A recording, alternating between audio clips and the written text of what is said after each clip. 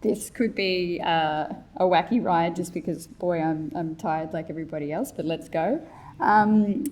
Basically, this talk is about rethinking value of experience because we live in unprecedented industry times. Sometimes you've got to sort of look at what you have access to and ways to sort of pivot in your own workflow and different ways to make that valuable.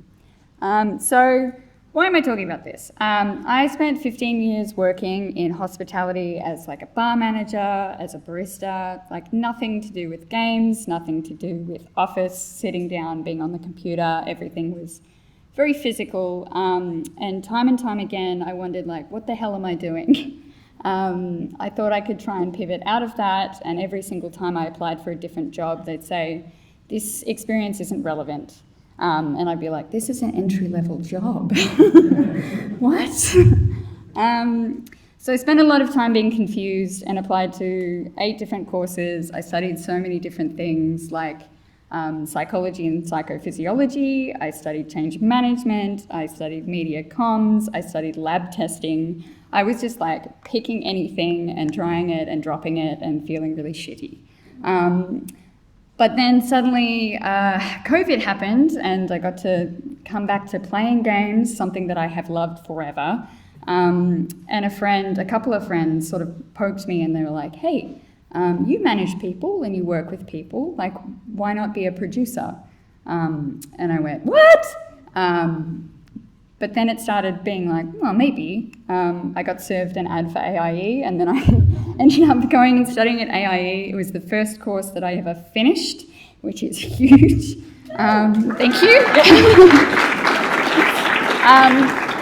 And I discovered that I absolutely love it. I was mad at myself for waiting so long, but that happens. So yeah, now I'm a game design intern at Fire Monkeys.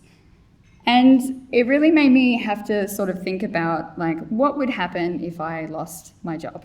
Like, you or someone you know may be sort of looking around at this kind of time being like, ooh, fun, sparkly industry job, or a studio idea, or a game that you're working on.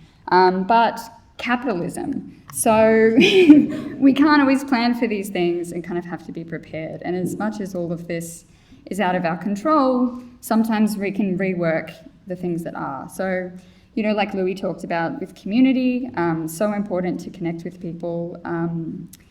But also, like, you know, you can continually be upskilling, doing game jams, anything, but I'm here to talk about other jobs and life experience.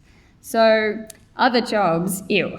I know that that's not what we want to be doing, but sometimes we do have to, and that's how we keep ourselves afloat.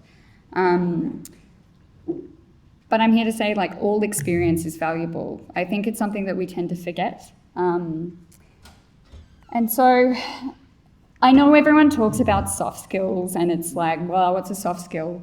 But there are kind of little bits and pieces that can be pulled from any industry that we can grab.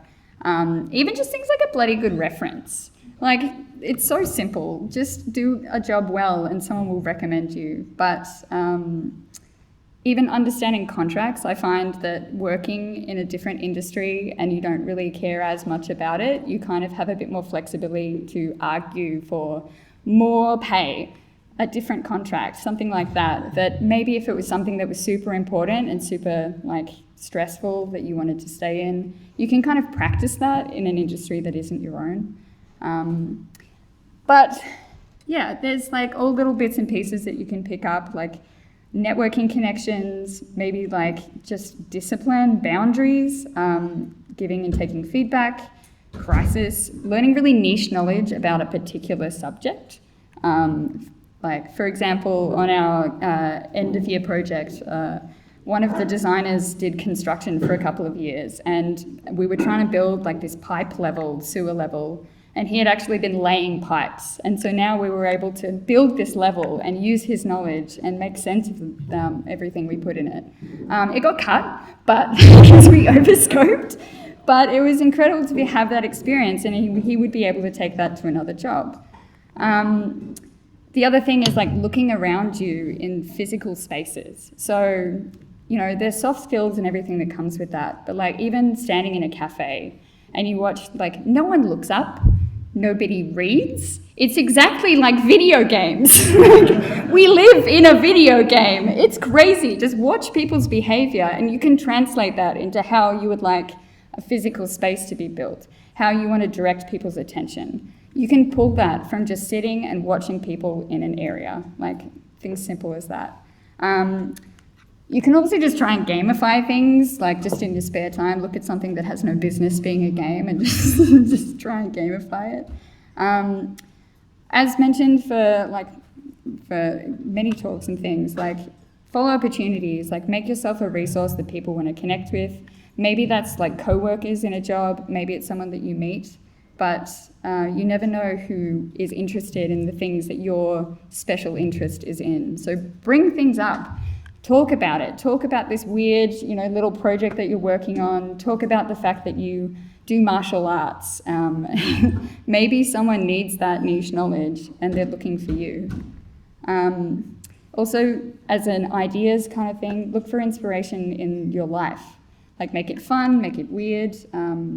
My examples here are turning bad experiences into ideas. In 2016, I did a bad brain. I fractured my skull. I fell 2 meters onto concrete. Still good, all good, don't worry about it. But it did take a while for me to recover.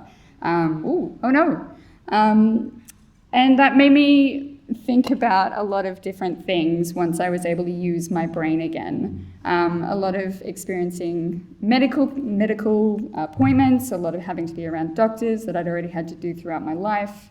There is so much inspiration that came from that and how brains work and how I could use that in games. But even just this silly concept for a game called like an apple a day, where you're literally just throwing apples at doctors to keep them away from you. And there's more to it, but simples. But it's just little things like that, like taking something shitty that happens and putting a spin on that, making it fun, kind of working through trauma. Just be careful with what traumas you work through and how you handle that. But there are ways to take a bad situation and making it better, and then come to someone at a job interview or just at a social networking thing, say, I do X, Y, Z, and maybe they're the kind of person that you want to connect with, and they give you a job. So when life gives you lemons, use them in game dev.